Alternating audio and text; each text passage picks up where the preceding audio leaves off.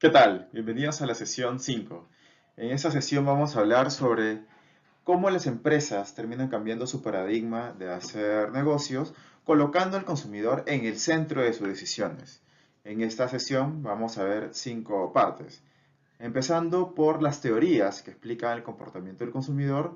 Luego vamos a ver cómo el comportamiento del consumidor se ubica dentro de las estrategias. Vamos a definir un poco qué es estrategias también, para entender el papel del comportamiento del consumidor.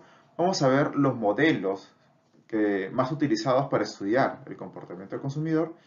Vamos a ver el comportamiento del consumidor digital, como les había prometido, porque sé que varios están muy interesados en eso. Y finalmente vamos a ver cómo se hacen propuestas de valor enfocados tomando en cuenta el comportamiento de los consumidores.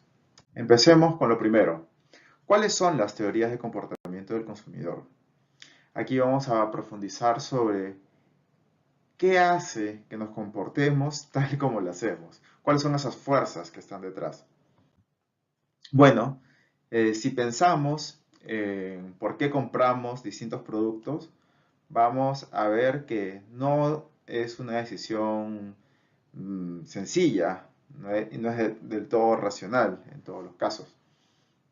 Por ejemplo, cuando compramos una cajita feliz en McDonald's o algún otro producto en esta marca, sabemos que no es la marca más saludable, sabemos que no es la que te va a satisfacer más a nivel de volumen, pero hay algo que nos hace comprarla, ¿no? Un juguete, por ejemplo, es algo con lo que se ha asociado fuertemente a un McDonald's.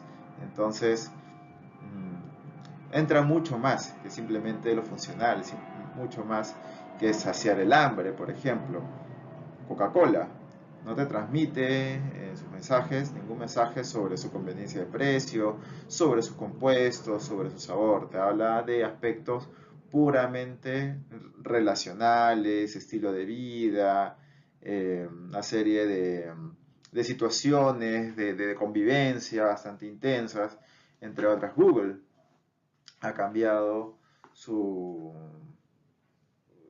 pocas veces su logo en el tiempo. Sin embargo, es una marca que ha sabido mantenerse vigente por la mística que tiene su forma de trabajo, la, las rutinas que tienen sus trabajadores, de hacer las cosas, cómo es como empresa, y por lo tanto eso se traslada a cómo deberían ser percibidos sus productos, ¿no? Y Apple, que es una marca que también lleva bastante rato sin hacer grandes irrupciones, sin embargo todavía es considerada por muchos consumidores como una marca que marca tendencia. Entonces muchas cosas de las cuales ahora nos dirigen a tomar decisiones de compra no son ni las más funcionales ni las más vigentes, y muchas veces son extrapolaciones de otras cosas que nada tienen que ver, ¿no? Por ejemplo, de Google, ¿no? Que la mística de trabajo sea interesante, bonita, buena, se traslada al producto, aunque no siempre tiene todas estas características de una manera diferente a otras propuestas.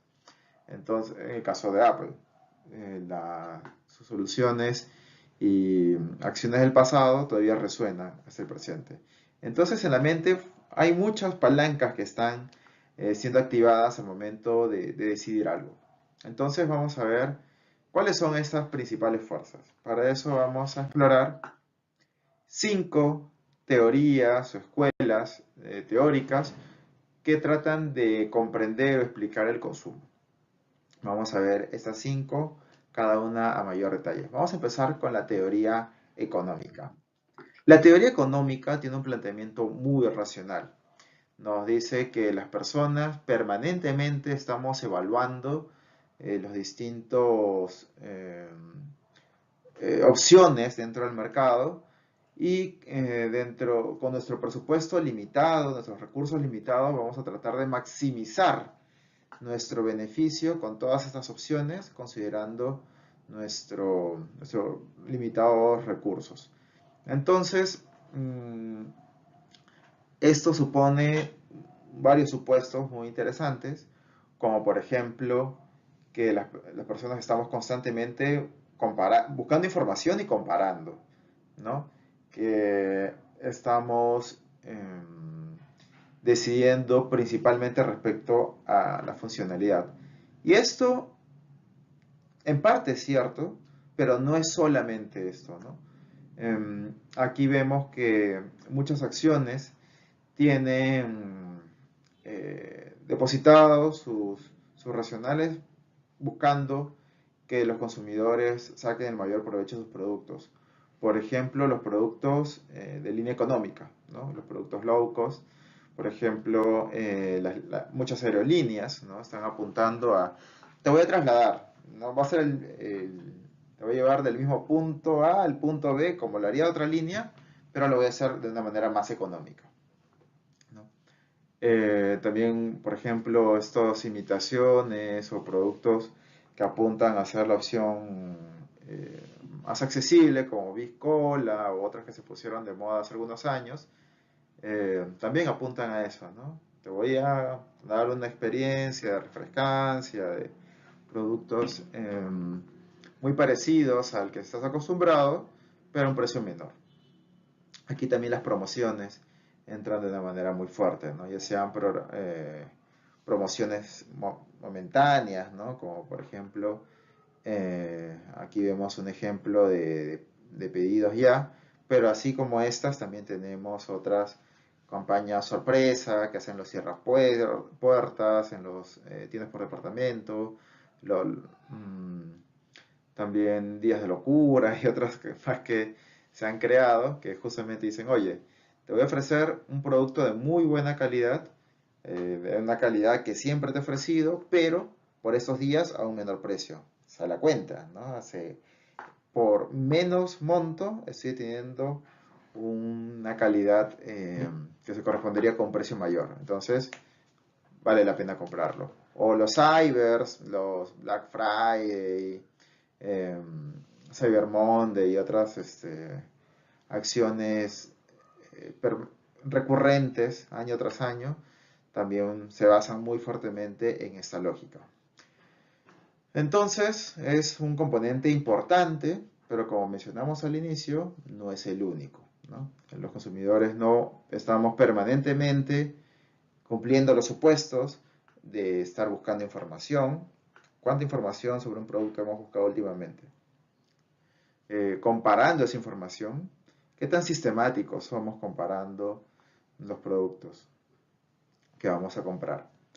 Si vamos a comprar una licuadora, hacemos una tablita comparando todos los specs.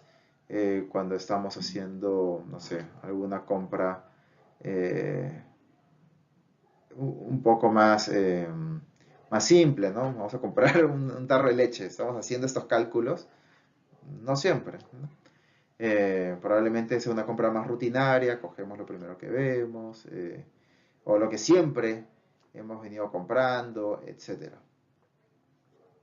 Entonces, aquí entran otras fuerzas, no solamente la conveniencia, la maximización del beneficio con esos recursos. Entra la siguiente teoría, la teoría del aprendizaje, que se basa fuertemente en principios cognitivos. Las personas estamos programadas biológicamente para hacer el mínimo esfuerzo, ¿no? Hay un principio que vamos a revisar más adelante, un principio neurológico, basado en las neurociencias, que es, dicho en palabras muy coloquiales, el cerebro es flojo. El cerebro permanentemente está buscando la forma de minimizar el esfuerzo que realiza. Por lo tanto, muchas veces nos automatizamos, ¿no? A partir de realizar una conducta de manera reiterativa, comenzamos a generar automatizaciones, ¿no? Nos pasa con caminar, nos pasa con montar bicicleta, muchas veces cuando nos bañamos ya lo hacemos de manera automática, etcétera. Entonces, existen esta tendencia, esta propensión del cuerpo y del cerebro a automatizar ciertas conductas, ¿no? Y se hace a partir de una serie de reiteraciones en el tiempo que nos programa para hacer las cosas de cierta manera. Entonces, La teoría del aprendizaje se basa en cómo las marcas han sido parte de nuestras rutinas y finalmente han permitido modificar o introducirse en nuestro repertorio conductual, ¿no? En todas las cosas que venimos haciendo. Una de las formas más gráficas de explicar la teoría del aprendizaje está representado por la teoría del condicionamiento clásico, el famoso perro de Pavlov, ¿no? Que vemos ahí en el gráfico que está a la izquierda, en la parte inferior, que vemos que normalmente un estímulo que naturalmente evoca cierta respuesta, por ejemplo la comida en un perrito, naturalmente evoca la salivación, si es que se la acompaña de manera reiterativa, por ejemplo con una campanita, que no evocaba nada más que la atención. ¿Qué pasa si cada vez que le presentamos un plato de comida, tocamos la campanita, ¿no? Esa salivación que la comida naturalmente generaba, despertaba en el perrito, con el acompañamiento, la asociación continua con la campanita, finalmente, después de muchas repeticiones, cuando el perrito escucha la campanita, automáticamente saliva. La campanita se apropió, adquirió una respuesta que antes no tenía, una respuesta que se copió o adquirió de la comida, ¿no? Entonces, ese es el poder de la repetición, porque eso pasa también con las marcas, ¿no? Los productos pueden generarnos cierta respuesta, pero como siempre lo hemos acompañado a una marca, la marca termina teniendo esa fuerza, ese poder, genera esa evocación, ¿no? No sé, las marcas que a ustedes les gusten. En la comida es bastante obvio, ¿no? Por ejemplo, KFC, escuchamos esas siglas y ya se nos evocan ciertos sabores, ciertos olores, eh, o no sé, alguna bebida. En los peruanos nos pasa mucho con la Inca Kola, con el turrón de Doña Pepa, son nombres, pero esos nombres, o esas marcas, finalmente nos están evocando algunas sensaciones, experiencias, recuerdos que resultan agradables. Pero no solamente se queda por el lado de los logos o de los nombres, etcétera, sino también pueden ser un recurso publicitario. Muchas marcas pueden desarrollar un posicionamiento a partir de algunas repeticiones. Por ejemplo, ¿qué es lo primero que se les viene a la mente cuando yo digo metro? ¿No?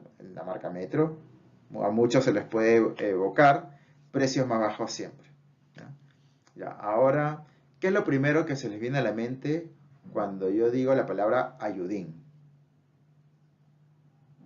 Seamos sinceros, a todos se nos vino, a la grasa le pone fin. Bueno, ese es el poder de la repetición. Estamos condicionados, aunque no nos damos cuenta, porque a través de los años y décadas hemos tenido estas rutinas de asociación entre los distintos estímulos, como por ejemplo este jingle con las marcas, ¿no? Y bueno, también las asociaciones pueden ser sociales. Eso lo vamos a profundizar más en la clase de aprendizaje que vamos a tener más adelante, pero está bueno tener una referencia sobre el poder vicario, que es el aprender a través de la experiencia de otros. Esto pasa mucho en la moda. Por ejemplo, veamos acá una encuesta que se hizo en Arellano hace como 10 años u 8 años sobre las prendas que utilizaban los hombres al momento de ir a trabajar. Y aquí se destacaba en el ranking muchas marcas que son internacionales y cuando se indagaban, ¿no? ¿Por qué eran preferidas? Muchos de los que nos habían respondido a esto era porque habían visto a sus jefes, a sus pares, vestir estas marcas y por lo tanto consideraban que usándolos ellos también iban a quedar bien o era un referente de un producto de una calidad suficiente para lo que tenían que hacer, ¿no? Estar en la oficina, presentarse o reunirse con ciertos clientes, personas que los iban a ver. Otra teoría bastante popular es la teoría psicoanalítica. La teoría psicoanalítica nos habla sobre todo de ciertas fuerzas que rigen nuestras tomas de decisiones. Esas dos fuerzas son el principio de placer y el principio de destrucción. El principio de placer se relaciona muchas veces con el sexo. Tiene que ver con las posibilidades de eventuales acercamientos, relaciones con los demás. Eh, una marca que usó mucho esto por varios años fue Axe. Se recordarán el famoso efecto Axe, que un chico o adolescente se ponía desodorante y todas las chicas caían rendidas, ¿no? Esa promesa de tener esta experiencia carnal, digamos, resultaba ser buscada, deseada y por lo tanto el producto tenía atractivo, ¿no? Pero también está el principio de destrucción. El principio de destrucción tiene que ver con, como su nombre lo dice, destruir cosas. A veces también se lo asocia con la muerte, pero tiene que ver con un espectro un poquito más amplio, ¿no? Destruir las cosas, por ejemplo, con los productos de limpieza, ¿no? Pues estás eliminando todas las bacterias, toda la suciedad, y se usa mucho en ese tipo de espacios. También hay combinaciones, ¿no? Por ejemplo, se usa mucho en la comida.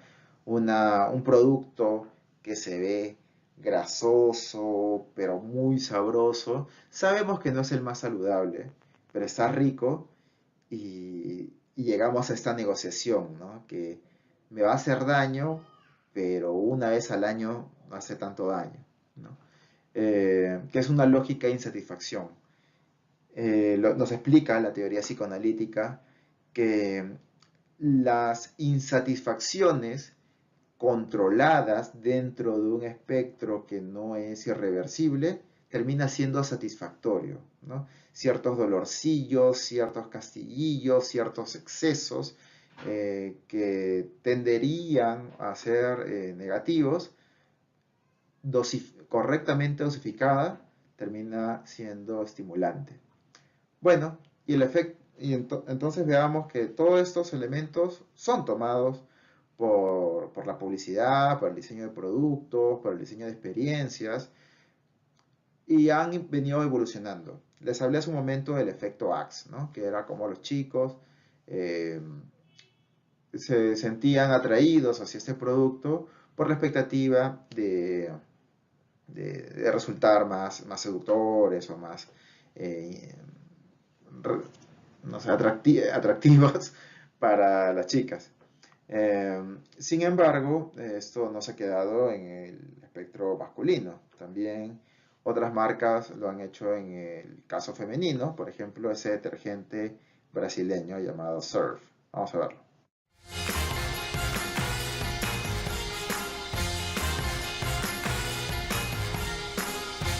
Seu amoroso, queres lavar a roupa? You take me way out. You take me way out. You take me way out. Higher than the sky. You take me way out. Nestes momentos, o detergente Surf é o meu grande segredo, que deixa a roupa limpa com uma explosão de perfume. You take me way out. You take me way out. Já tens programa para a próxima hora? Higher than the sky. Gostaste? Espera até veres o próximo episódio. Ainda aí estás? Vá lá. Deixa aquilo que dá, meu amor. Fica aqui ao lado. Bueno, entonces acá se ven unos jueguillos, ¿no? Que se hacen en doble sentido con las consumidoras y eventualmente se hacen como que capítulos con distintos chicos, modelos, ¿no? Para generar esta conversación, ese interés, ¿no? Quizá el producto no atrae tanto por sí solo, pero al asociarlo continuamente con esos personajes y esas historias hace más interesante. Ahí vemos incluso una especie de combinación entre la teoría de aprendizaje con la teoría psicoanalítica. Bueno, pasamos a la teoría sociológica. La teoría sociológica nos habla más a detalle sobre lo que nos genera o despierta la conducta de los demás, ¿no? Por ejemplo, los perfumes se apoyan mucho en tener personajes como modelos o actores, actrices súper eh, reconocidos, elegantes, que ayudan a que su posicionamiento personal sea concordante con la imagen de marca que ellos quieren proyectar, ¿no? Por ejemplo, aquí tenemos a esta actriz pero también hemos tenido muchas otras, ¿no? Que han estado muy vinculados con una imagen de glamour, de sofisticación, y por lo tanto las marcas se apropian un poquito de esa referencia. Otro ejemplo de la teoría sociológica, bueno, se usa mucho en campañas de influencers, por supuesto, ¿no? También marcas juveniles tratan de hacer alianzas o patrocinar influencers juveniles y se apropian de esa característica a ellos y comienzan a ser más considerados, más presentes dentro de ese tipo de públicos, ¿no? Entel, por ejemplo, tiene un grupo de influencers juveniles, ¿no? Adriana Boloarse, entre otros, con los cuales busca ser un poco más relevante, un poco más presente dentro del segmento juvenil. También los otros, en masa, nos dicen ciertas cosas. Por ejemplo, todos debemos haber visto en nuestras respectivas ciudades o cuando hayan visitado donde se presente Siete Sopas. Siete Sopas es un restaurante, una sopería que en Lima tiene dos locales donde siempre hay cola. La gente se amontona afuera y en las horas pico puedes esperar muchos minutos para llegar a ser atendido. Si pero la teoría económica nos diría, ¿no? Pero tu tiempo lo puedes invertir en otras cosas. ¿Qué pasa acá? ¿No? Y es que la gente vea a otros haciendo cola para entrar a ese restaurante quiere decirnos algo, ¿no? Está bueno ese producto.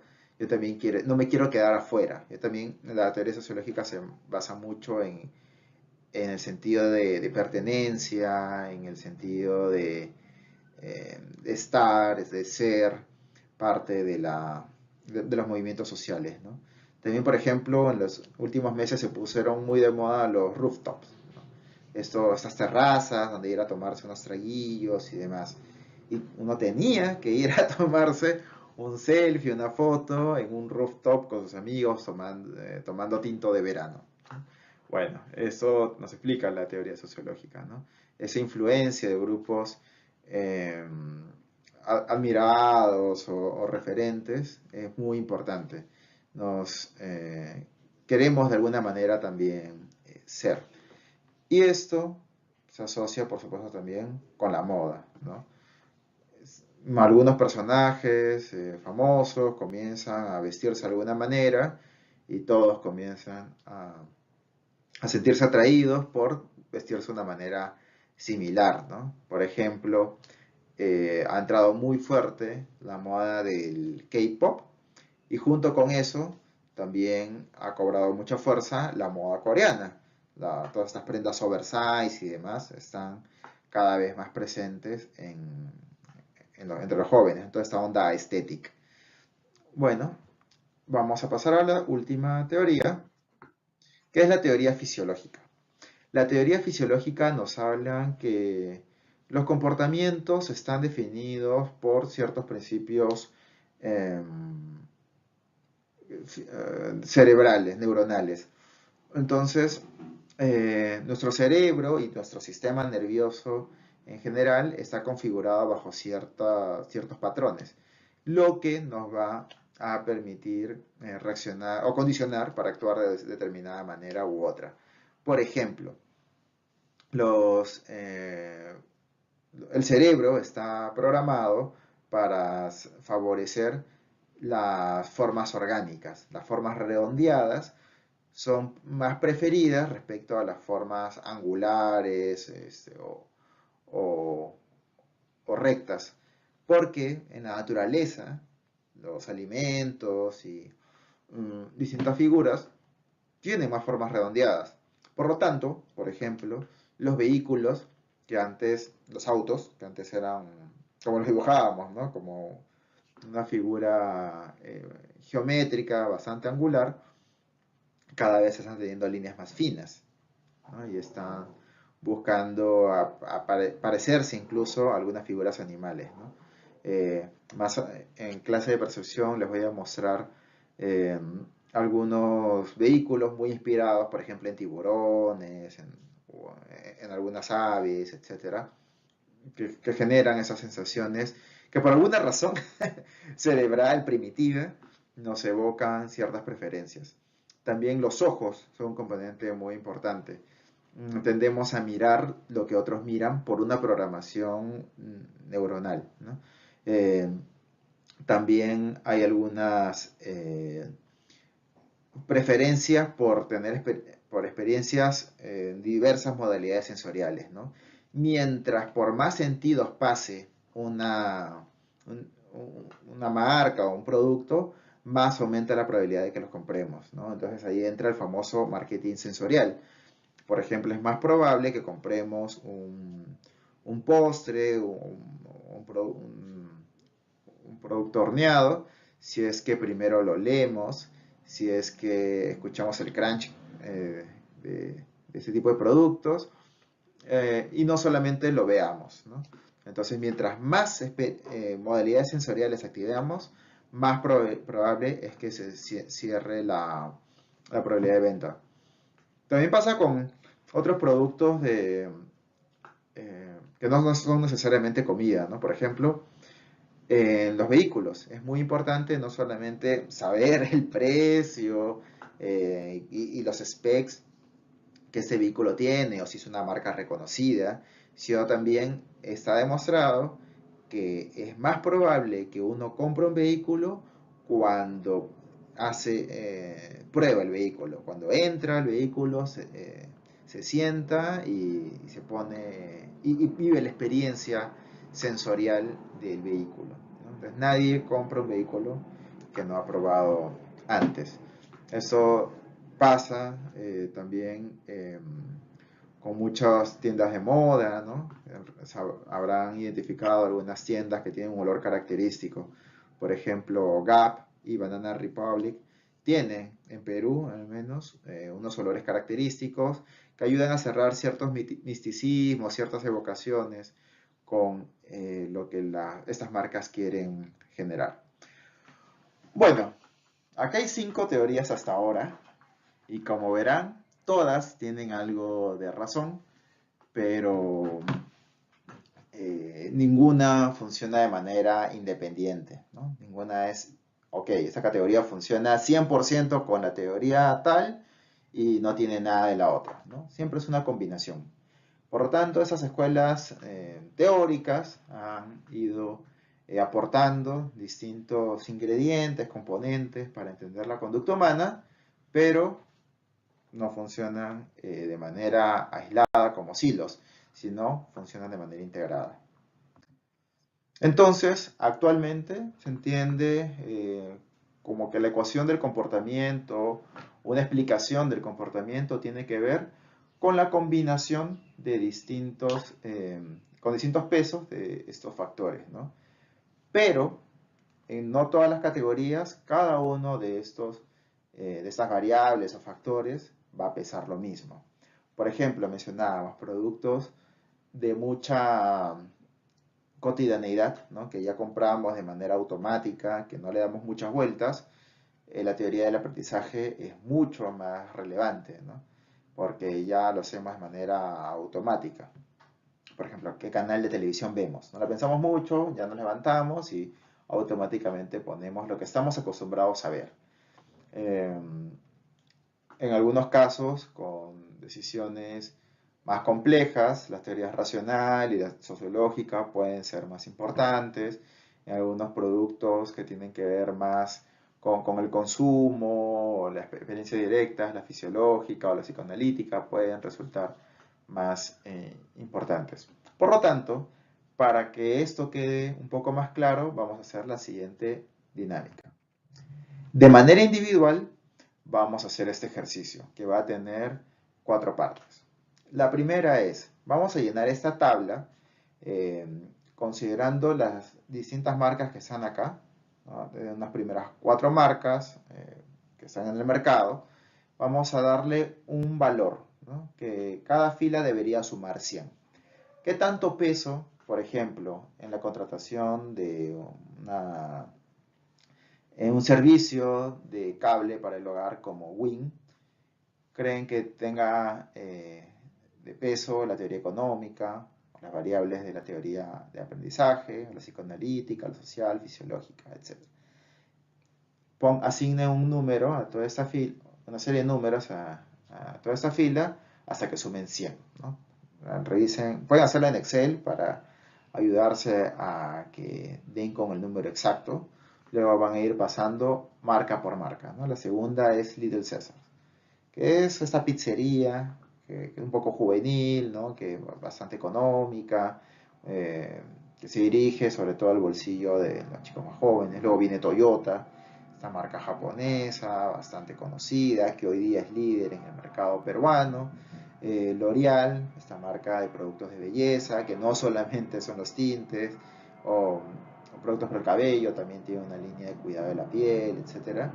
Y finalmente van a ser su empresa, ¿no? La empresa a la que ustedes trabajan, ya sea como empleados o ya sea un negocio personal, van a también pensar quién es mi público, quién es mi cliente, a quién me dirijo y cómo es que cada una de estas variables o fuerzas van contribuyendo de manera agregada hasta llegar o sumar a 100. La segunda parte de esa tarea, una vez que ya hayan completado los números, es preguntarse por qué. ¿Por qué en una marca es más importante tal teoría y en otra marca es más importante las variables de otra teoría? Esto es un ejercicio muy reflexivo que tienen que no tienen que hacer de manera únicamente intuitiva. Van a ver que estas respuestas tienen como fundamento las características del consumidor, pero necesitan generar este ejercicio, ese razonamiento, para darse cuenta que al final, en el entendimiento de quién es mi consumidor, es que vamos a poder explicar las motivaciones subyacentes. Pero ¿qué pasa en líneas generales con el consumidor latinoamericano? Vamos a dejar esta tarea hasta ese paso, vamos a retomarla más adelante y vamos a discutir un poco cómo estas fuerzas tienden a ser más o menos predominantes en los mercados latinoamericanos. Guardamos esa tarea hasta que completen todos los porqués y la vamos a continuar luego. Bueno, la siguiente parte de la tarea la vamos a ver más adelante, los pasos 3 y 4. Ahora pasemos al capítulo de cómo participa el comportamiento del consumidor en el diseño de una estrategia, ¿no? Y comencemos con esa pregunta. ¿Cuál es la diferencia entre táctica y estrategia? Puedes pausar un momento el video y plantear cuál crees que sea esa respuesta.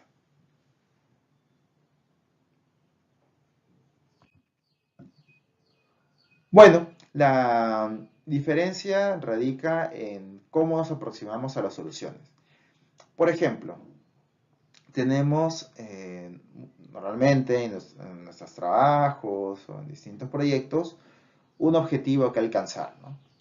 Entonces, este objetivo muchas veces por temas de tiempo, de presupuesto, recursos, etcétera, directamente planteamos, ok, tengo que aumentar las ventas. ¿Qué hago para aumentar las ventas? Y planteo una solución de manera inmediata. Por ejemplo, bueno, hagamos promociones. Entonces, este objetivo genera una acción inmediata, estereotipada, ¿no? Eso es una táctica. Es, ok, transformo el objetivo en una tarea que voy a realizar y ejecutar finalmente, ¿no? Con determinadas características. Pero, ¿qué es una estrategia? Una estrategia tiene que ver no con lo que intuyo, sino con un entendimiento profundo de las barreras que tengo que superar para alcanzar el objetivo de una manera eficiente. Entonces, ¿qué pasa? En vez de ir a la solución más inmediata, a la solución más intuitiva, más a la que emerge de manera espontánea, primero vamos a preguntarnos cuál es el problema real. Por ejemplo, si mi objetivo es, oye, tengo que aumentar mis ventas, me tengo que poner a preguntar, ¿no? ¿Y por qué no aumenta las ventas de manera natural? Y hago una investigación. Estoy encontrando que la gente no conoce mi producto. Entonces, por más promoción que haga, no voy a solucionar esto, ¿no? O la gente no me encuentra en el punto de venta. Por más promoción que haga, tengo un problema logístico, ¿no?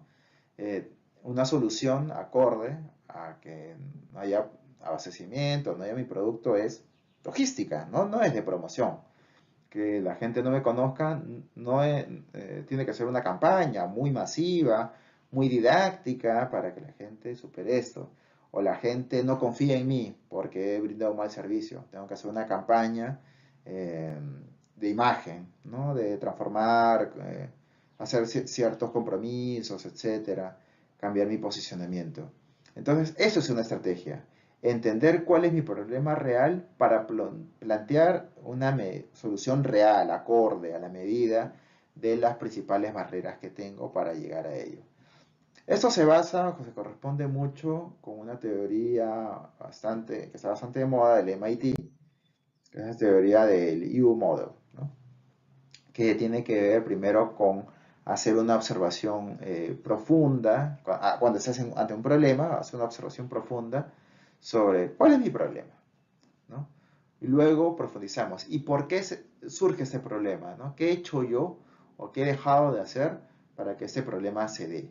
Que ahí hay un componente de insight. Que por cierto vamos a tener una clase donde vamos a profundizar ese concepto bien interesante, pero escurridizo a veces, de los insights, ¿no? ¿Cuál es ese porqué detrás de mis problemas? Luego, ok, teniendo claro cuál es ese insight, ¿qué es lo que me toca superar, ¿no? Y en la parte más profunda, que entro en un discernimiento, ¿no? ¿Qué tengo que priorizar? ¿Cuál es la hebra sensible que me toca tocar para alcanzar mi objetivo y alcanzar mis metas? Luego, ¿cuáles son los valores y pautas que quiero para el futuro? ¿No? ¿Cuáles son estas piezas claves, estos pasos que necesariamente tengo que seguir para superar ese reto? Y finalmente, ¿qué significa estas piezas, incorporar estas piezas, comenzar a tomar decisiones basadas en este problema y en esta realidad, en mis funciones, en mis tareas, en mi producto, en lo que tengo que hacer? Muchas veces las soluciones que parecen de ventas no son de ventas. Pueden ser de producción, pueden ser de logística, pueden ser de distintas maneras y se tienen que solucionar a ese nivel. Entonces, como son muchas veces decisiones grandes, se recomienda un prototipado, ¿no? Un acercamiento gradual a esas decisiones, porque no puede partir de una lógica sencilla. Tiene que hacerse de manera gestionada, ordenada, minimizando eventuales riesgos. Algo que nos gusta plantear como ejercicio a las marcas para comenzar esta toma de conciencia que hay, los problemas muchas veces van más allá de lo que intuimos y lo que sabemos, es el siguiente ejercicio. Ese ejercicio se llama la ventana de oportunidades, que es una adaptación de la ventana de Johari, ¿no? ¿Qué nos dice la ventana de Johari originalmente? Que nosotros como individuos nos conocemos hasta cierto punto. Hay cosas de nosotros de las que no somos conscientes, pero otros sí. Por ejemplo, hacemos ciertos gestitos, por ejemplo, tenemos ciertas manías, por ejemplo, qué sé yo, incluso mitos, ¿no? Por ejemplo, la gente cree ciertas cosas de uno, que somos así, que hemos hecho tal cosa. Entonces son dimensiones de nosotros de las que no somos conscientes. Pero también hay cosas de nosotros que nosotros somos conscientes, pero los demás no. Entonces se forma una especie de cuadrícula donde está lo que nosotros vemos y, por otro lado, lo que los otros ven, ¿no? Algunas veces coincidimos, otras cosas no. Eso lo hemos adaptado a la realidad de las marcas. ¿Y qué nos muestra? ¿No? Unos 4 cuadrantes muy parecidos. En primer lugar, hay cosas o beneficios que la empresa o las marcas conocen de sí mismas y que también son reconocidos por los consumidores, ¿no? Todo lo que hemos visto antes, ¿no? Que valoramos a cierta marca porque nos ayuda no sé, a darnos una imagen, ¿no? de glamour, como dice la teoría sociológica, o me genera cierto placercillo culposo, como dice la teoría psicoanalítica, nos está en nuestro día a día, ¿no? Como dice la teoría de aprendizaje. Todas esas cosas ya conocidas tanto por las marcas como por los consumidores están en esa primera zona visible, que es donde tenemos que mantener la llama prendida, ¿no? Son nuestros activos de marca que tenemos que ir refrescando, recordando, no perdiendo de vista. Está fuertemente arraigado nuestro ADN en esta zona. Es una zona, podríamos llamarlo, donde tenemos que mantenernos constantes. Pero hay otras cosas que las marcas conocen, pero los consumidores no, y que son valiosas. Esta zona oculta. Por ejemplo, hacíamos una consultoría para otra universidad que tenía varios problemas de deserción de sus estudiantes, eh, porque no podían pagar las cuotas y demás. Y, y no entendían por qué pasaba esto cuando tenía unos programas de crédito y financiamiento muy buenos, muy flexibles, con condiciones bastante atractivas. Y no entendía por qué los alumnos se iban por cuestiones económicas teniendo esas soluciones. Y es que nunca las comunicaron. Tenían el producto, pero los consumidores no lo tenían en su radar. Entonces aquí entra esa zona oculta, es un tesoro por descubrir. Si es que las marcas hicieran el ejercicio, la tarea de hacerlo más visible, podría ser otro elemento muy atractivo, de gran enganche para los consumidores, pero tiene que llevarse a la zona visible. Por otro lado, hay cuestiones que las marcas no conocen sobre sí mismas, pero los consumidores sí. En la zona ciega, ¿no? Las marcas tienen que hacer investigación y tienen que entender a los consumidores para darse cuenta de lo que está pasando, ¿no? Muchas veces, muchas marcas creen que su producto está siendo completamente entendido y no es el caso en más de una ocasión. Hay muchos mitos. Hace años pasaba, por ejemplo, con Ajinomoto.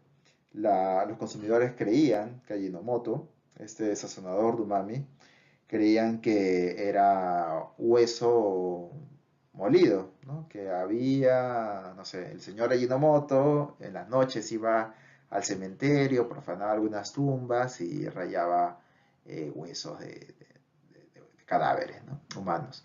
Entonces cuando se dieron cuenta de eso, hicieron muchas campañas explicando que viene la caña de azúcar y ta.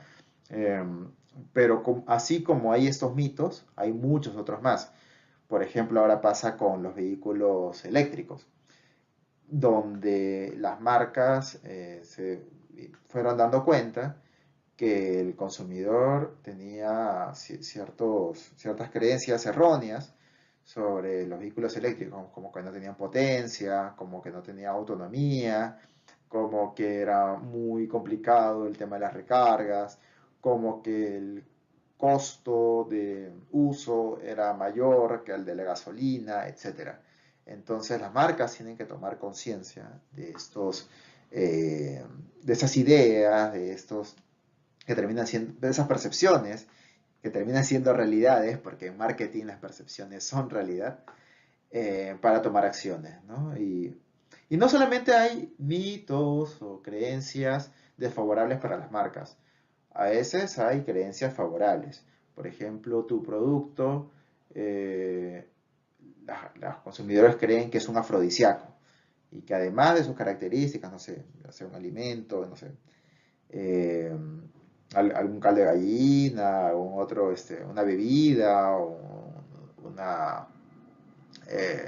un alimento, tiene estas características afrodisíacas, bueno, nos sirve, ¿no? Nos sirve aprovecharnos de esa creencia para generar una razón más de conversación con los consumidores. Y hay elementos que no son conocidos ni por las marcas ni por los consumidores, que son las zonas de florecimiento. Aquí viven los insights.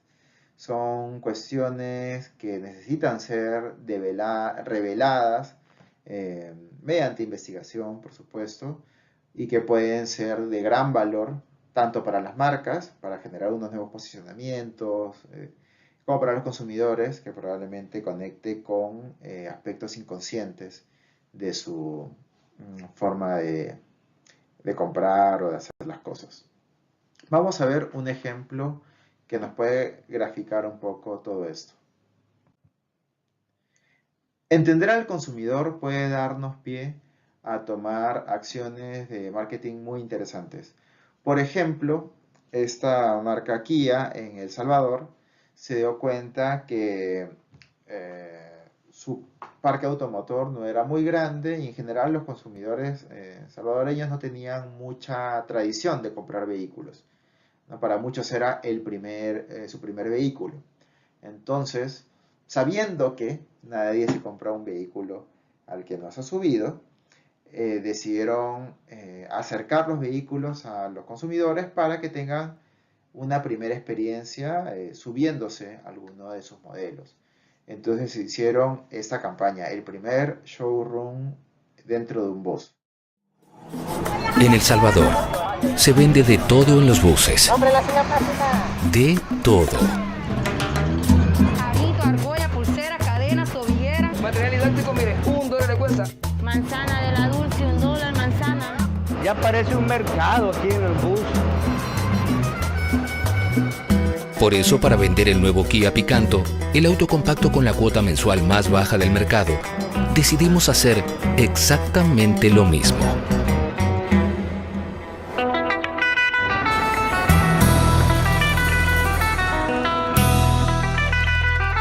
Kia presenta el primer car showroom dentro de un bus. Metimos un Kia Picanto dentro de un bus público y lo exhibimos por toda la ciudad. Nuestros vendedores ayudaban a los pasajeros a calcular lo que gastan en boletos de bus y taxi al mes y lo comparaban con la tarifa mensual del Picanto.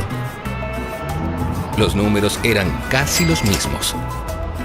Para vender el nuevo Kia Picanto se les ocurrió la sorprendente idea de meterlo adentro de un bus. El primer car showroom dentro de un bus. Un excelente deal para todos los que viajan en bus. Si aquí todo el mundo quisiera tener carro.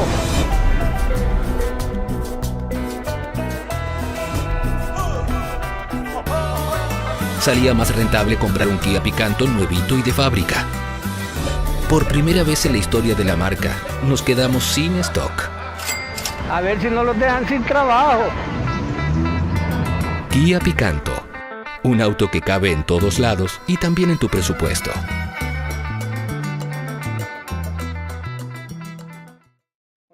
vemos, esta campaña se basó en varios principios que hemos visto ahora, ¿no? Había mucha creencia que era un vehículo demasiado caro. Se le llevó a la zona visible que esto no era así al consumidor. Ahora vamos a pasar a los modelos integrales que normalmente utilizamos para los estudios de consumidor o para plantear algunos racionales o estrategias en el día a día, ¿no? Aquí vamos a analizar un poco cuáles son los principales componentes y si es que existe un orden específico para todo esto. Vamos a ver que estos modelos de comportamiento tienen algunos patrones. En esencia, la mayoría sigue esta lógica, ¿no? Tomada de la psicología. Una lógica de estímulo, operación, respuesta. Estímulo, que son eventos, sucesos que suceden fuera de los consumidores, muchas veces una publicidad, un producto, un punto de venta, una experiencia digital, un precio, van a generar una reacción, una operación psicológica donde van a entrar los famosos procesos psicológicos. Estos procesos psicológicos tienen que ver con aspectos que usamos, o términos que usamos en nuestro día a día, pero no sabíamos qué era.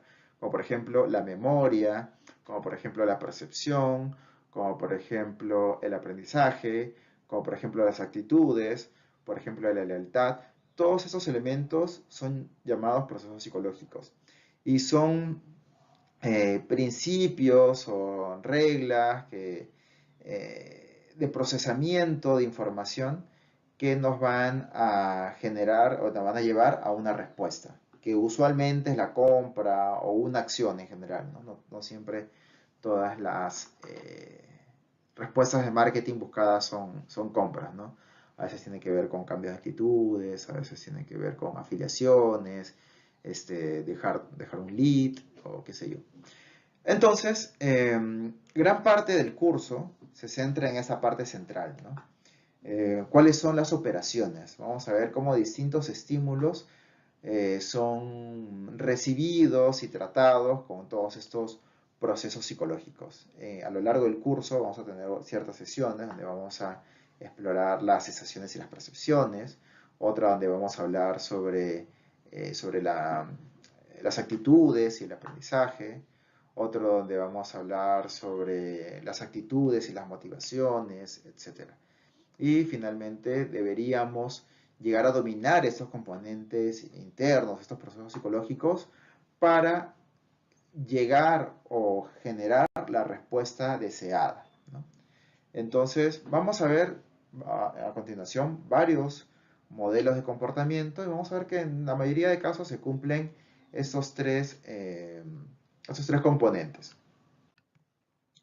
Por ejemplo, en el famoso modelo de Engel, Collat y Blackwell, a veces cambian el nombre, intercambian el nombre entre ellos, vemos que esta maraña de conceptos, ¿no? Donde vemos, por un lado, los estímulos o elementos externos de marketing, luego una serie de operaciones o de procesos que finalmente nos llevan a ciertas decisiones. Puedes pausar el video para verlo con mayor detalle, pero lo que quiero graficarles es esto, ¿no? Todos estos componentes pintados de azul son procesos psicológicos, ¿no? Está la atención, está la aceptación, la memoria, el reconocimiento de problemas, las necesidades, las creencias, las actitudes, etc. Luego hay unas casillas que son las respuestas, ¿no? La compra, la evaluación de resultados, las satisfacciones, que son respuestas a los estímulos, a las operaciones que hemos tenido inicialmente. Entonces, nuevamente, con más variables, con más desglose, pero así en esa estructura de estos tres componentes. Otra teoría donde esto se cumple es en la famosa teoría del comportamiento planeado, que se usa mucho en algunas tesis de adopción de tecnología. Y, por ejemplo, tenemos, por un lado, el impacto del contexto, que tiene que ver con los estímulos de marketing. Luego los elementos intermedios, ¿no? Que son las actitudes, las normas subjetivas y el control percibido, que conforman parte de los procesos psicológicos, y finalmente la compra en sí misma, ¿no? Que es el comportamiento, o la adopción en este caso. Una teoría muy utilizada para las decisiones de adopción de tecnologías es la UTAUT2, que toma también esa lógica, ¿no? Y vemos que tiene muchos procesos psicológicos o elementos de ese tipo, y una respuesta ya sea de intención o de conducta en sí misma, ¿no? Entonces, así como estos modelos muy utilizados para trabajos de investigación, entre muchas otras más, por supuesto, que ya no da el tiempo para mencionar, vemos que estos tres componentes están más o menos presentes en todos ellos. Y quizá la teoría o el modelo más utilizado es el de Kotler. El modelo de decisión más conocido, sin duda, es el de Kotler. No es en sí un modelo de investigación, pero sí es tomado bastante en cuenta para diseñar algunos instrumentos de evaluación. Por ejemplo, en estudios cualitativos y demás. No se usa tanto en tesis cuantitativas, por ejemplo. Pero sí es uno de los modelos más conocidos y que se toma más como referencia al momento de plantear una estrategia o un plan de acción. Que comienza con un reconocimiento de necesidades.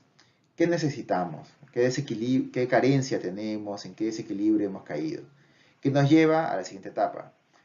¿Qué podemos hacer? ¿Qué recursos contamos en nuestro contexto para satisfacer esa necesidad, para recuperar ese equilibrio perdido? Luego, entre la información que hemos recolectado, vamos a evaluar esas alternativas. ¿Qué puedo hacer? ¿Cuál es la que más me conviene? ¿Cuál es la que me genera el mayor beneficio al menor costo posible? Que me va a generar la mayor satisfacción. Luego, sobre eso hacemos la decisión de compra y finalmente evaluamos cómo nos fue con la compra, ¿no? La próxima vez que me enfrente a esa situación, ¿volvería a comprarlo? ¿He quedado satisfecho realmente? ¿Vale la pena? Etcétera.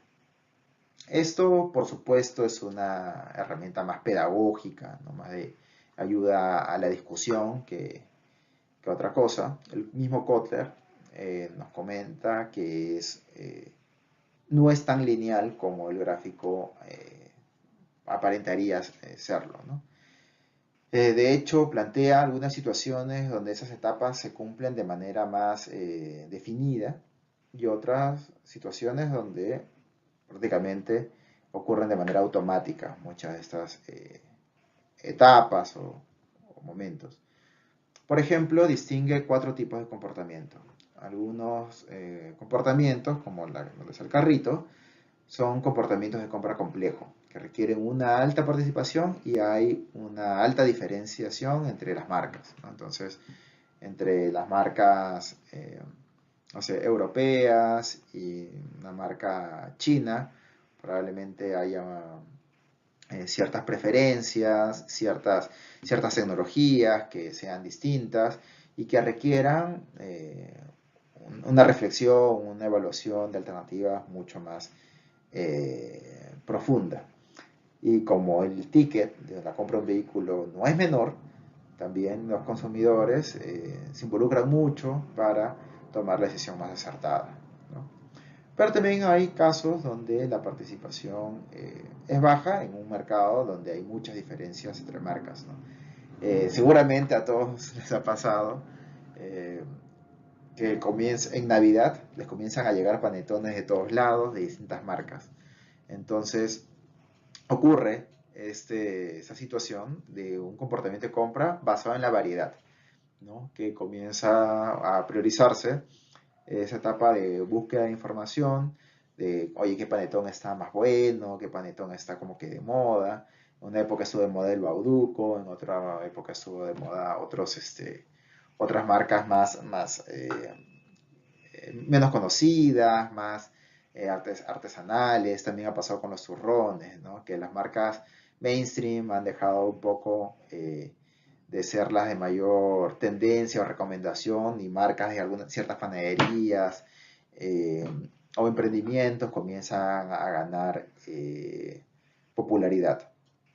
Luego están la situación donde está el logo de Airbnb, que son comportamientos de compra que sí requieren cierta participación, pero una baja, hay poca diferenciación entre las opciones, ¿no? Por ejemplo, cuando vamos a un Airbnb, solemos evaluar no entre el Airbnb más bonito, el que tenga las mejores condiciones, sino alguno que tenga ciertas condiciones mínimas, y sobre eso decidimos, por ejemplo, de acuerdo a la distancia, a los lugares que queremos ir. Se basa mucho sobre un mínimo, y luego se decide sobre otras variables que nada tienen que ver con las opciones dentro de la aplicación. La decisión ahí, o el mayor esfuerzo, sería en la parte intermedia dentro de este modelo de Kotler. Y finalmente están los comportamientos de compra habitual, ¿no? Donde hay una baja participación y la diferencia entre marcas o es baja o es invisible para alguien que siempre hace la misma compra rutinaria. Por ejemplo, ahí pongo el caso de Leche Gloria, donde el mercado peruano es un consumidor muy asiduo a esta marca. De hecho, casi es monopolio, no porque no hayan competidores, sino porque la preferencia del consumidor es tan marcada hacia esa marca que tiene una participación, que tiene una distancia amplísima respecto a la marca en segundo lugar. Y cuando va a realizarse las compras, muchas veces es automática, no se piensa mucho en otra opción.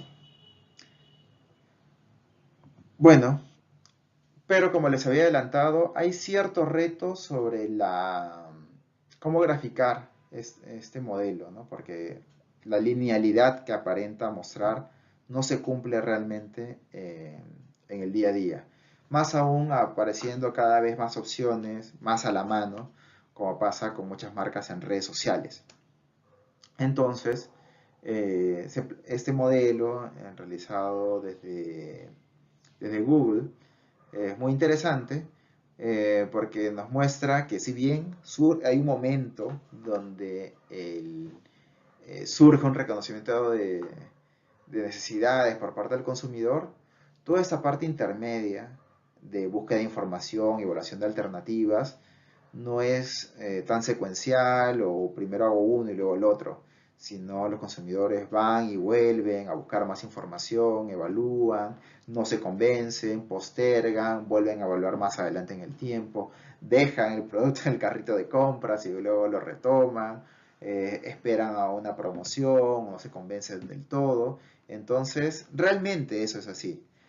Y esto hay que tomarlo en cuenta, porque ese proceso complejo deberíamos entenderlo para tratar de aliviar en la mayor medida posible todas estas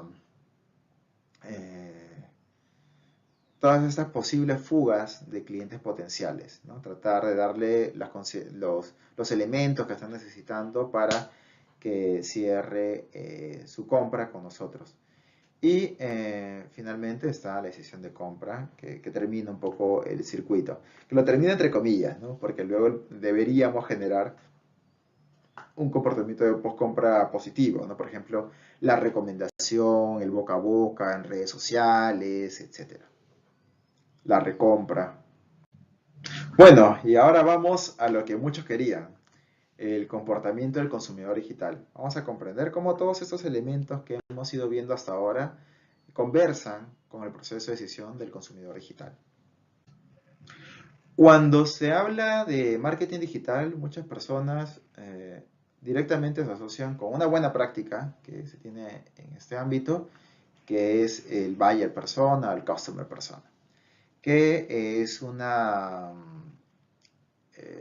síntesis, ¿no? Una elección de un segmento del mercado con el que tengo más afinidad con mi producto, para entenderlo de manera integral y poder comunicarme con esa persona de manera potente, ¿no?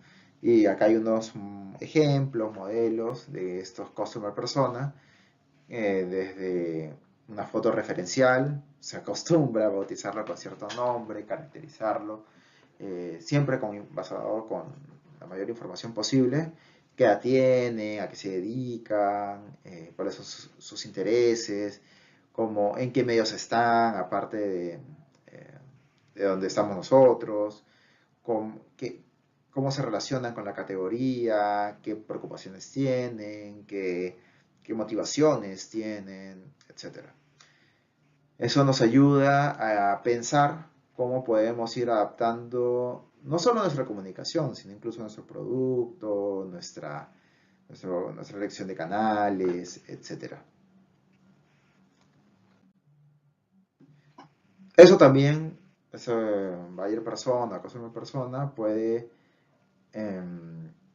perfilarse más hacia la experiencia de medios, que es algo que suele hacerse desde marketing digital, en qué redes sociales están, cuáles son las actividades digitales que suelen hacer, por ahí algunas caracterización de qué tipo de dispositivos usan, etcétera, que ayudan mucho a la activación de pautas. Todo eso está bien. Y si se dan cuenta, conversa mucho con lo que conversábamos en la clase pasada. Primero identifica muy bien a tu consumidor, cuáles son sus gains, cuáles son sus pains, qué actividades realizan, para desarrollar una propuesta acorde, ¿no? ¿Se acuerdan que hablamos en la primera clase sobre la propuesta de valor basada en las 4 P's, ¿no? Bueno, partíamos de un entendimiento del consumidor integral y esa es una muy buena forma de representarlo, ¿no? De sintetizar toda esa ADN, esa esencia de cómo es esa persona para, en función a eso, plantearle una propuesta de valor relevante que conecte con ellos.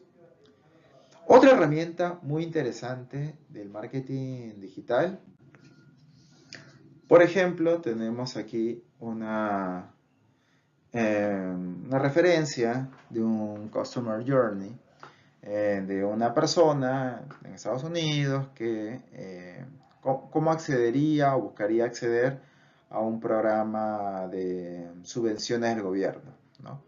Y se grafica el paso a paso que seguiría una persona para eventualmente aplicar y ser partícipe de esas subvenciones, ¿no? Y grafica, por ejemplo, Linda. Linda se entera de estas subvenciones conversando con una amiga, y aquí la experiencia es positiva, ¿no? Porque tiene ciertas expectativas, etc. Luego va hacia internet, googlea, ubica, donde también es relativamente fácil, pero luego encuentra el primer término de búsqueda, que es un poco confuso, la experiencia es negativa, le genera dudas, suspicacias. Luego cuando ya entra, la experiencia es un poco mejor, y luego, como vamos viendo, va teniendo altibajos en su experiencia, ¿no? Algunas cosas no son tan claras, otras generan dudas, y en general la experiencia es negativa porque hay demoras, la información no es clara, etc. Entonces vamos a ir viendo que en el proceso o el journey que sigue Linda, este consumidor estereotípico, van a haber algunas cosas que están bien y que hay que poner en valor, eso es lo que llamamos gains, y van a haber algunos retos, algunas cosas, algunas barreras que tenemos que superar, ¿no? Algunas cuestiones que el consumidor no está dispuesto a pasar por alto, ¿no? Que son estos pains, que conversan mucho con las características propias del consumidor, que considera aceptable y qué cosas no, dadas sus realidades, ¿no? Bueno, eso es bien importante, mapearlo bien, y mientras más detallado, mejor, porque muchas veces las experiencias de marca pueden ser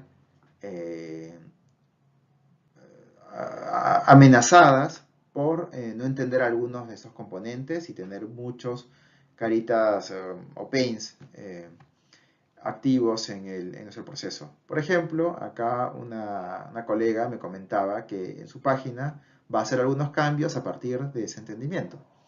Ella tiene una marca que hace cuadernos, ilustraciones y otros stickers y cuestiones por el estilo.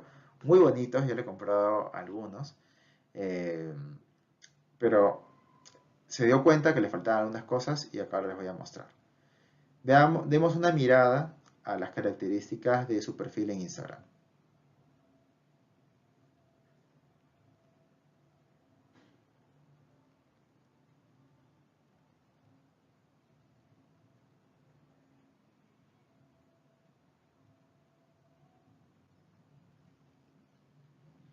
Ya, ¿qué se dio cuenta? Primero que cuando alguien la encontraba, le llamaba la atención algunos de sus posteos y demás, o alguien los compartía, no sale el país, de donde si alguien de Colombia lo encuentra o alguien de Perú, no sabe si es una posibilidad contactarla, qué tan fácil es, etcétera, no si dónde la puede ubicar, etcétera. Tampoco dice de manera muy explícita cuáles son los tipos de productos que está ofreciendo. Yo les he comentado al inicio que ofrece stickers, cuadernitos, lapiceritos y cositas de cerámica. Pero en ninguna parte de su página está de una manera estructurada. Uno tiene que indagar mucho en los posts para comprender toda la oferta que está viendo aquí. Entonces, entender todo el journey que busca un consumidor, entra a una página, quiere saber, porque te llamó la atención algo, ¿qué es lo primero que busca? Todas esas cosas tienes que resolverlas, ¿no? Oye, la ubicación. Oye, un portafolio de productos. ¿Cuáles son tus productos en stock? No existe eso, existe muchas historias relacionadas o a dibujos específicos, pero no a los productos, o eventos a los que ha ido. Y eso es algo que probablemente en el journey salga, ¿no? Quiero ver qué cosa me puedes ofrecer puntualmente, qué ya está hecho o qué cosas te puedo pedir para comprar, ¿no? Porque ya me gustó, ya me cautivaste, genérame toda una experiencia con muchos gains en el proceso, ¿no? Bueno, aquí vamos a conectar la tercera parte de la tarea que estamos avanzando, que es todos estos porqués que teníamos. Voy a pausar esto. Todos estos porqués que teníamos, vamos a elegir uno de esos casos, el que más nos guste, y vamos a conectar esos porqués con cuáles de esos porqués son gains, cuáles de esos porqués son pains. Pueden tener más de un porqué dentro de cada teoría, por supuesto. Entonces, imaginemos que escogen su empresa, ¿no?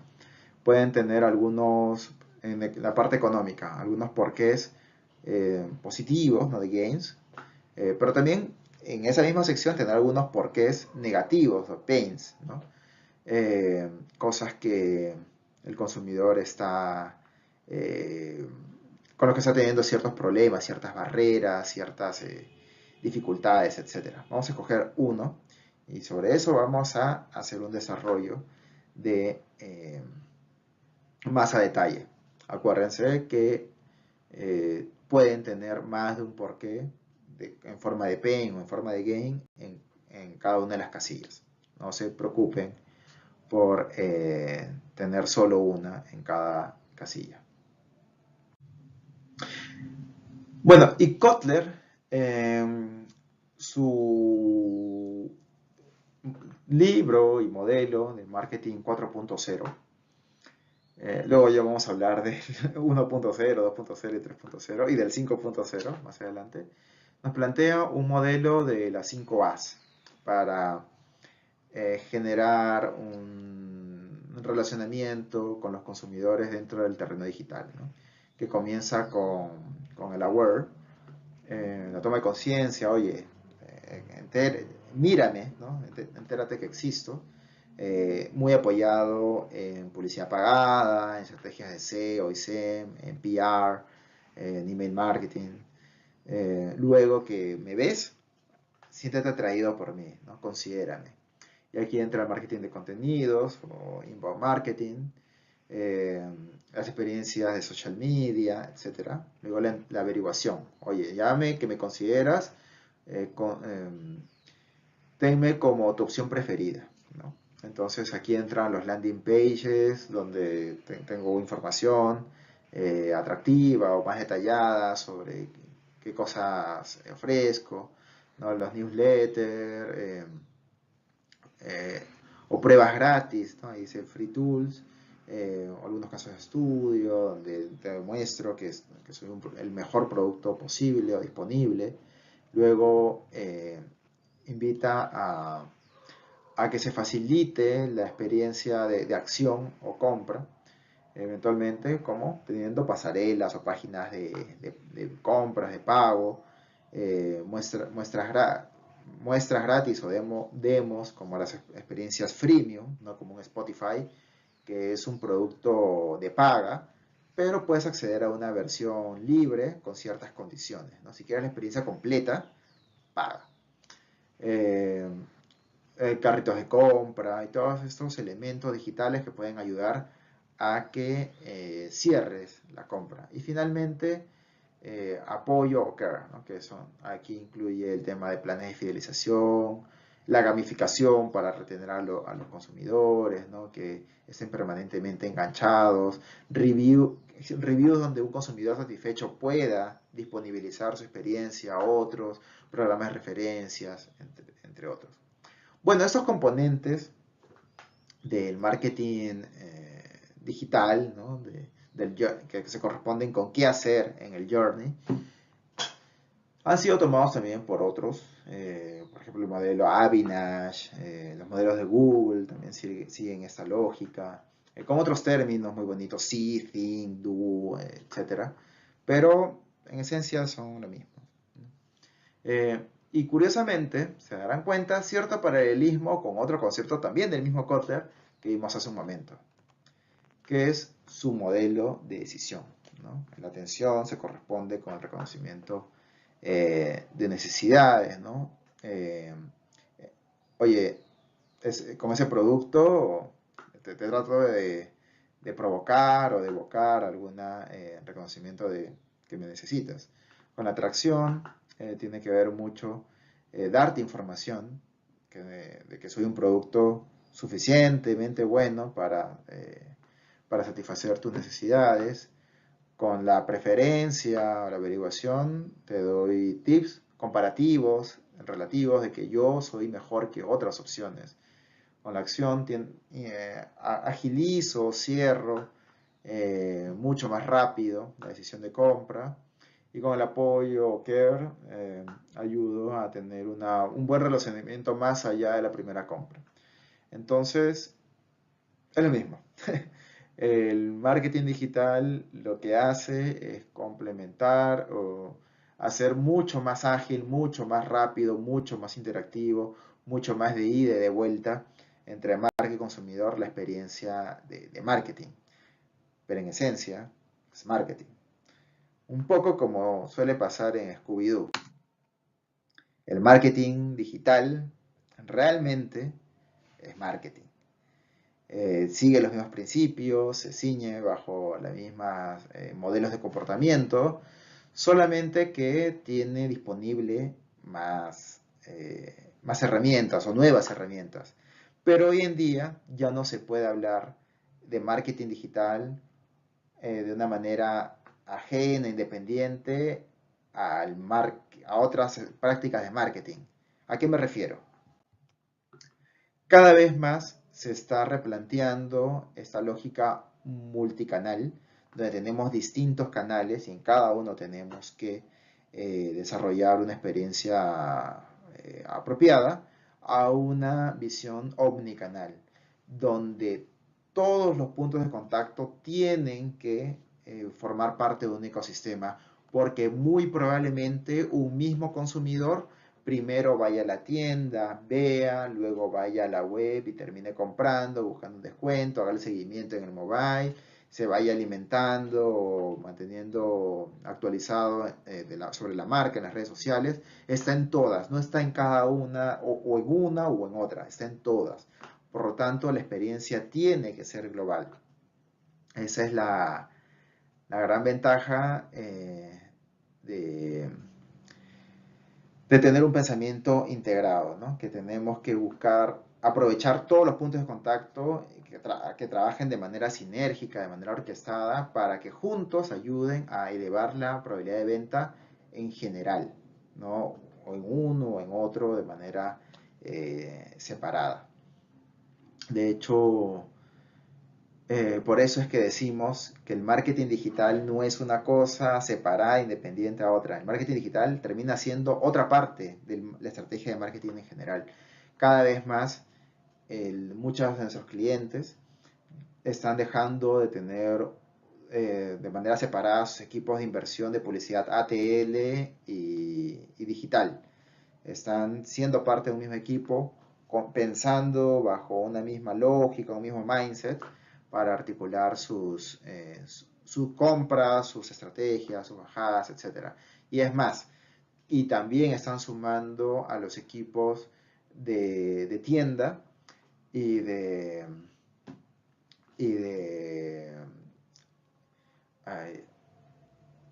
la página web, ¿no? Porque no solamente los contenidos que pasan en las redes sociales tienen que guardar correspondencia con lo que pasa con la página web también, porque finalmente es todo una sola persona que está recorriendo todo y tiene que ver consistencia. Bueno, entonces tenemos finalmente unos journeys que más o menos guardan esta figura, ¿no? Con los distintos etapas que hemos visto, con más o menos otros nombres, pero miren lo que están graficando ya algunas personas, que tienen, por un lado, dentro del mismo journey, en consideración puntos de contacto offline, que están debajo de la flechita, y puntos de contacto digital, que están por encima de la flechita. Entonces, como vemos, ya se están tomando en cuenta qué cosa tenemos que hacer, ¿no? Verlo de manera integral, tanto los componentes digitales como los componentes no digitales. Vamos a ver un ejemplo muy interesante que hizo una marca de autos, tomando en cuenta esto. Would your neighbor be the best car salesman without even knowing it? Thanks to social influence and consumption studies, we discovered that purchases made by neighbors increased the decision to purchase a car by approximately 80%. In other words, neighbors unconsciously influence the decision to buy a car. Chevrolet presents The Invisible Influencers. To better test this theory, we developed a strategy that included consumer understanding, specific sets of data, and integration expertise. First, our data scientists extracted real-time feedback on sales, discovering our best-selling car is the Blue Aveo and mapping the area in Mexico City where more Blue Aveos are sold, and as a consequence, where our potential future buyers would be. Then we created an online and offline virtual fence around them, cross-matching with Google Maps data to get the streets, avenues, and places of greater activity and higher relevance to announce a promotion tailored to this trend. We placed our ads in the busiest car wash,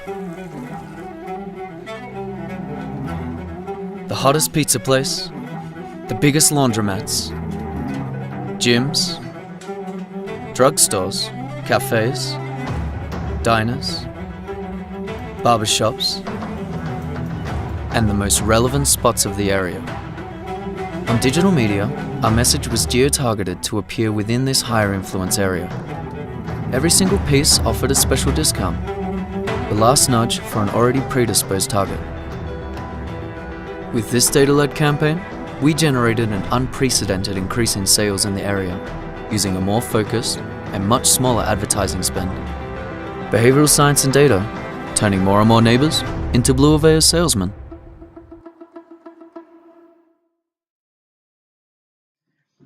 Bueno, y tienen el mismo rol los medios digitales y los medios ATL, o offline, mejor dicho.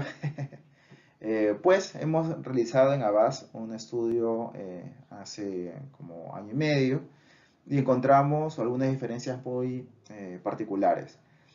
les preguntábamos a las personas qué tan atractivos consideraban distintas plataformas o medios y qué tan confiables las consideraban. Encontramos lo siguiente, que en general las plataformas digitales eran consideradas más atractivas que confiables, mientras que en líneas generales, ¿no? Por ejemplo, la radio también tenía esa característica, mientras que los medios tradicionales tendían a ser considerados más confiables que atractivos, con algunas excepciones, por ejemplo Spotify.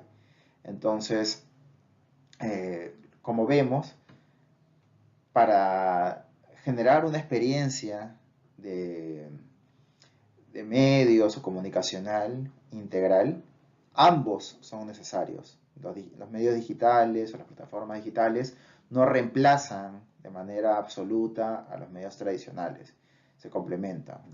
Generamos atracción mediante esos puntos de contacto y cerramos algunos llamados de acción, call to action, etcétera, con medios más confiables. Entonces son complementarios. Y esto son resultados de un estudio hecho a nivel nacional. Otra diferencia muy vigente después de la pandemia, o que cobró fuerza a partir de la pandemia, es la influencia en distintas etapas de este proceso de decisión de los medios offline y online. Tenemos unas encuestas permanentes de influencia de puntos de contacto en distintas categorías, tanto puntos de contacto offline tradicionales como los online, ambos pagados, y veíamos que antes de pandemia, con los primeros estudios que hicimos en el 2020, los niveles de influencia de medios offline era mayor, ¿no? Era mayor en general, y los online eran un tanto menores, pero la diferencia, además de esto, era que los medios offline eran muy fuertes en las primeras etapas de conocimiento y muy débiles en las etapas más avanzadas del proceso de decisión o el funnel de decisión. Mientras que los medios online eran débiles en las etapas iniciales del proceso, ¿no?, de conocimiento de una marca, pero eran bastante más fuertes en la parte de consideración, ¿no?, de la parte intermedia del funnel. Pero ¿qué ha ido pasando? Que con la mayor digitalización de los consumidores, al 2022, esta relación cambió. Se han ido acercando el nivel de influencia entre los medios online y offline, y los medios online han comenzado a ganar mucha fuerza en todo el funnel, incluso en las etapas de conocimiento y lo novedoso es en la etapa post-compra. Y claro, la gente puede hacer muchas más referencias sobre sus experiencias con los distintos productos, en sus historias, reseñas y demás, a tal punto que ya están chocándose en algunas etapas la influencia offline y online. Entonces, actualmente se ha roto el paradigma de lanzamientos de productos, ¿no? Muchas veces se decía en la industria, bueno, vamos a hacer un lanzamiento, primero lo hacemos de manera offline o ATL o en canales tradicionales, y luego profundizamos en medios digitales. Y ya no están así. Hoy día muchos lanzamientos tienen todo el sentido hacerlo desde medios digitales, canales online. ¿Cuántos productos hemos conocido desde cero, desde canales online? Probablemente muchos. Entonces aquí hay una lógica muy interesante que tenemos que repensar, ¿no? Hoy día podemos generar conocimiento, awareness, desde plataformas online. Y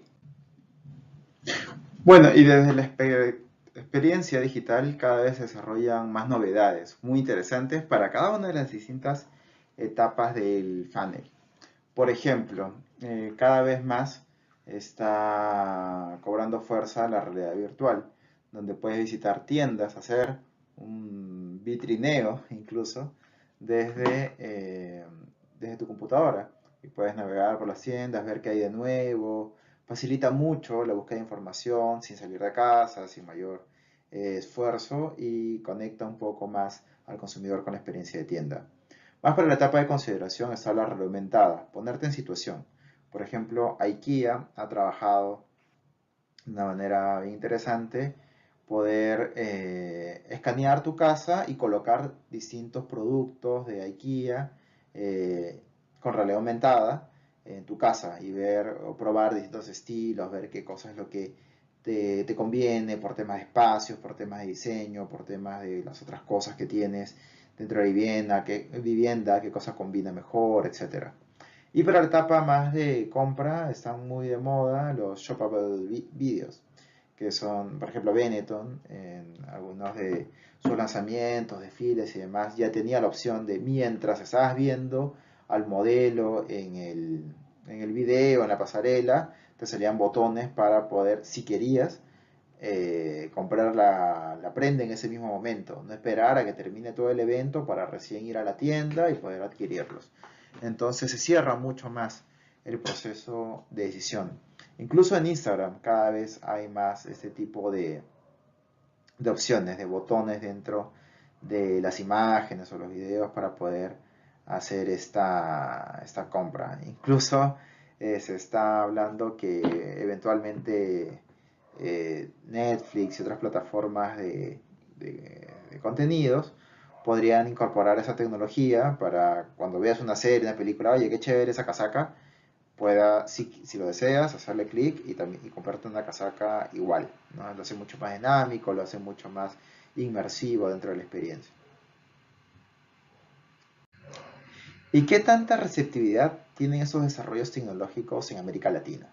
Bueno, hicimos a mediados del año pasado un estudio a nivel global en Havas, donde estudiábamos cuáles eran las expectativas o actitudes hacia el metaverso, ¿no? Cuando estuvo en bastante discusión, y notamos que los países de América Latina en general tienden a estar más interesados en esos desarrollos que países con distintos niveles de desarrollo, ¿no?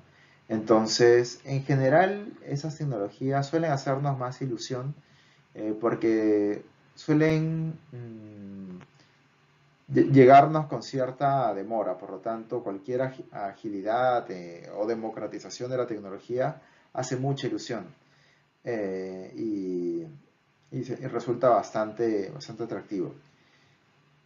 La tecnología, como las que se prometían en el metaverso, que irán evolucionando eventualmente, abren muchas fronteras, ¿no? Hasta ahora el metaverso no es una realidad, pero muchas realidades alternativas, inmersivas, sí están teniendo una gran acogida en el mundo gaming.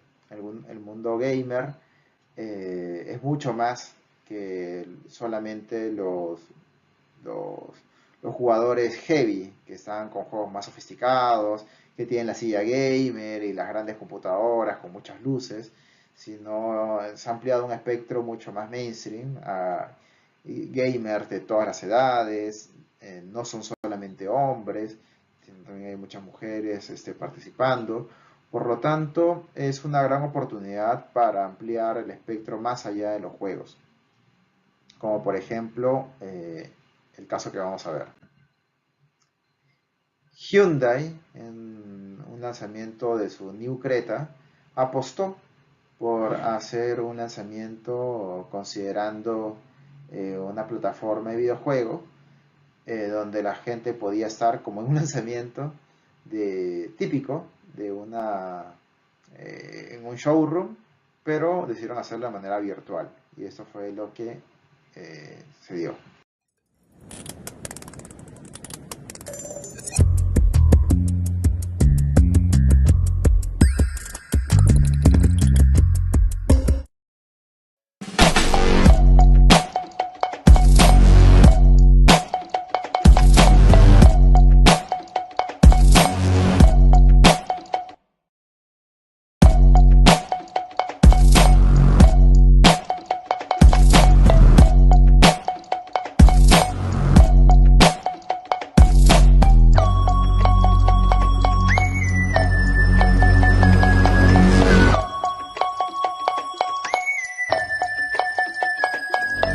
หมดโมเดลใหม่นะครับคือ Krita Works Então estou aqui na Land do Cretaverso. Hyundai जो कि लॉन्च करेगी क्रीटावर्स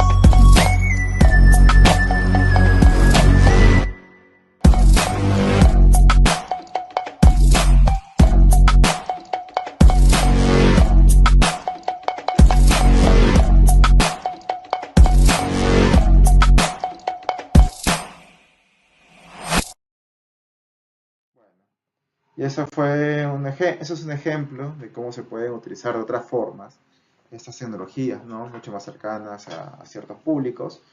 Pero no perdamos de vista que la digitalización y la tecnología en la experiencia de marketing va más allá de las grandes marcas, ¿no?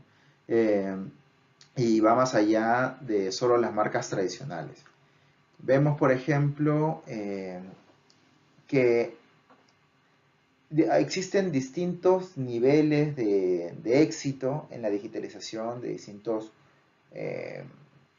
tiendas, marcas, empresas, que ese gráfico de esos diagramas nos ayudan a entender un poco.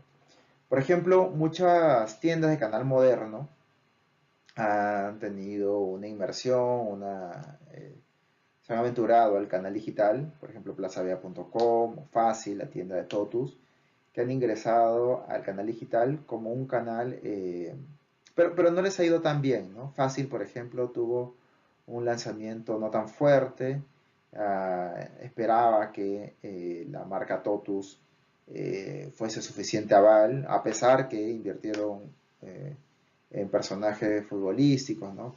Si no me equivoco, Pablo Barrera estuvo con ellos, que no es barato, pero no terminó de despegar, porque el canal digital tiene que entenderse como un canal por sí mismo, tan importante como una tienda, no subordinado a la tienda. Entonces, también requiere un esfuerzo, un despliegue muy interesante. Algo que sí están haciendo muy bien la tarea, muchos canales 100% digitales, ¿no?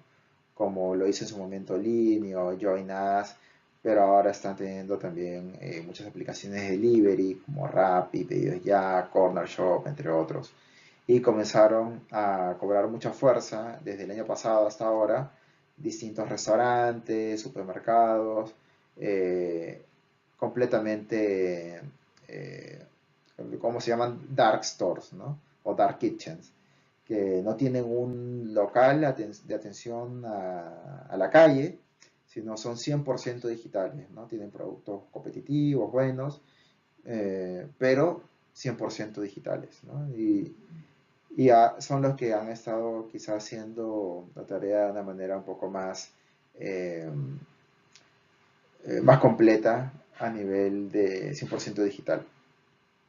Sin embargo, no perdamos de vista que el canal tradicional también se ha digitalizado. Las bodegas, los puestos de mercado también se han digitalizado, pero muy a su forma. Y podemos aprender muchas cuestiones de ellos porque han tenido mucha flexibilidad para darle un uso muy cercano a las plataformas digitales para relacionarse con sus consumidores. Por ejemplo, son canales que no usan tantos bots y por lo tanto las respuestas que te dan son mucho más naturales, son mucho más específicas a las preguntas. Usan WhatsApp, usan Yape, Plin para hacer los pagos en vez de esas pasarelas de pago que a veces la tarjeta que sale un error, etc.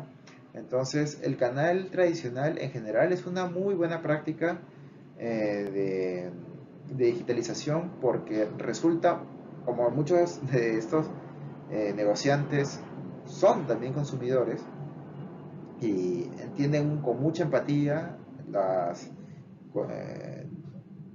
cómo les gustaría a otras personas ser tratados o ser atendidos.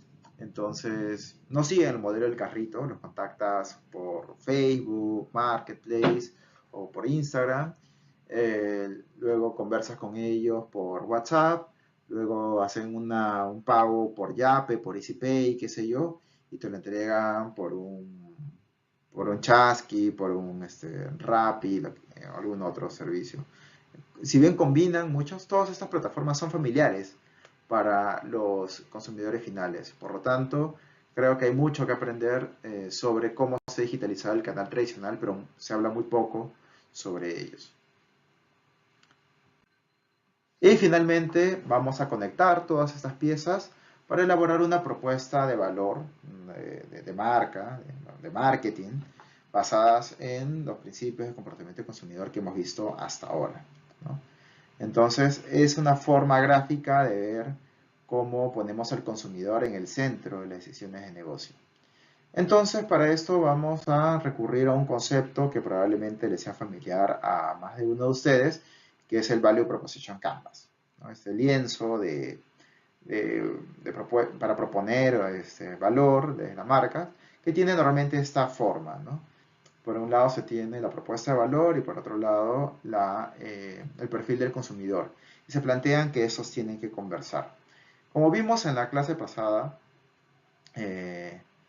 esta lógica, si bien si es horizontal, no necesariamente sigue esta secuencia, ¿no? El perfil del consumidor debería ser entendido como un punto de partida. Entonces vamos a profundizar un poquito más sobre este perfil de consumidor. Acá se mencionan algunos puntos bien interesantes, ¿no? Por ejemplo, los gains y los pains y los customer jobs. ¿Qué son estos conceptos? Los hemos visto ya al inicio de la clase. Tenemos, por ejemplo, ¿se acuerdan cuando vimos el journey de decisión de compra? Donde estos elementos, estas caritas contentas dentro de este cardiograma o de estas líneas, gráfico de líneas, estaban en verde, significaba que el consumidor estaba contento, estaba satisfecho, estaba encontrando lo que buscaba. Bueno, esos son los gains, ¿no? Son estas experiencias positivas, buscadas, deseadas por los consumidores, que nos van a favorecer al momento de desarrollar una propuesta con los consumidores.